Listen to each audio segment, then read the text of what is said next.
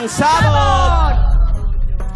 Anong ulam ang paboritong lutuin ni Kelvin Miranda na ginagamit din niyang pang-impress sa mga girls? A. Bicol Express or B. Kare-kare?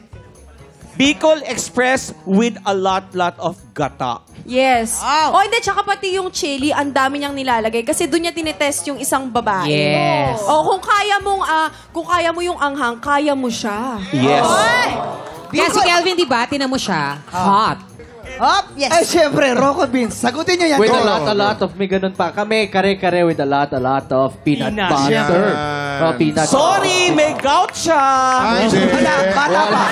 Medyo nakasama ko din siya. O, anong lagi ng... Ang advice kasi niya sa akin, pagdating sa mga pagdidate, kare-kare daw talaga. Kare-kare. Kaya mag-oop pa yan, ha? Actually, sabi ng mga kadate ni Kelvin dati, nabanggit sa akin, ang nickname nila kay Kelvin ay Kere-Kerelvin. Yun, kare-kare. Ganda, no? O Angel, ito na narinig mo na ang mga ka-etchusan. Ano maging kasagutan mo dito? A. Bicol Express or B. Kare-kare? This time, paniniwalaan ko na lang yung yung sa tingin ko Sige. tama. Since matagal ko nang kilala si Kelvin So doon na ako magbe-base. Oh, so Since ine-etchos lang ako ng mga to, hindi ko na alam sino paniniwalaan ko. Hoy, kilala ko nanay mo. sorry. Hindi, sige, kare-kare. Kare-kare. Sige. Very good, Angel. Kare-kare! Kabog or sabog in 5, 4, 3, 2, 1.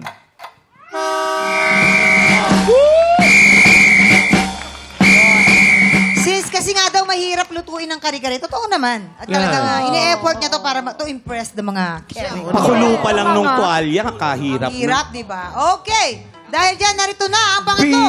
Sang tanong! Alin dito ang design ng mga tribal tattoo ni Rian Ramos na pinagawa niya sa Kalinga tattoo artist na si Apo Wangot? Oy. A. Hawk or B. Peacock? Yes! Peacock, syempre. Hindi, Hawk. Walang peacock sa Banawe, bro. Hindi, iba ba niya? Ayaw niya na ng peacock. Gusto niya hawk. Hawk. Kasi yung hawk kasi mataas lumipad, mataas din ang pangarap niya. Gusto niyang maabot. Sa amin, peacock, mama. Peacock kasi? Kasi napaniginipan to ni Apo Wang. O, totoo naman, wala naman talagang sige, peacock mas- sa Mountain Province, di ba? Napaniginipan niya yung colors at lahat-lahat. Eh, ganun pala dapat. You cannot choose for the design ng ipapatattoo mo. Tama yan. So, nung napanaginipan niya, ginanon niya, to sabi ni Rian, peacock. Peacock talaga. Kasi si Wang Ud, bago siya ma-feature sa Vogue magazine, nag-usap kami 3:45 ng umaga. Oo, kasi yun yung time nagigising siya para magahan, para magtato. Yung peacock na design na yon is paborito niya, kaya inilagay niya. Akala ko naman kung anong meaningful na sasabihin mo. Wala naman sila.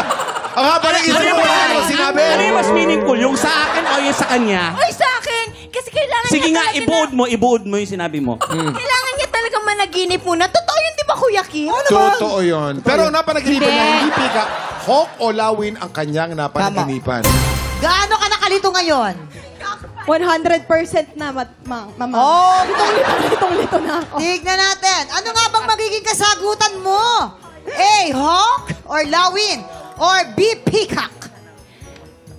A. A. Kasi, Hawk. kung iisipin mo, nasa bundok si Wang Od, tsaka matanda Yan. na si Wang Od, di ba? Yan. Saan siya makakakita ng peacock? Tama. Panaginip! Okay. Yes. Kabog or... Ay, ano sagot mo, Hawk? Hawk. Tingnan natin, Hawk.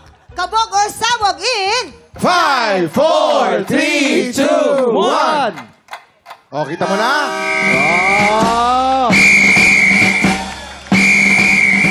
Hawk, ang unang pinatato ni Rian kay Apo Wangod na simbolo ng kanyang relationship with God.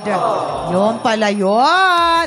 Naka 2 points ka! Galing-galing! Yes, thank you. Kumusta naman yung Angel? Is this your first time ba? Hindi. Hindi naman, no? Hindi mo naman to First time ko po to. O, kumusta yun, Iha? Kumusta? Na-enjoy ko naman. Naguluhan lang yung utak ko. Hindi kami nagtataka. Ganyan talaga yung mga nanlilito lang talaga sila dyan. Time check! Marami po tayong pasabog na blessing sa pagbabalik ng...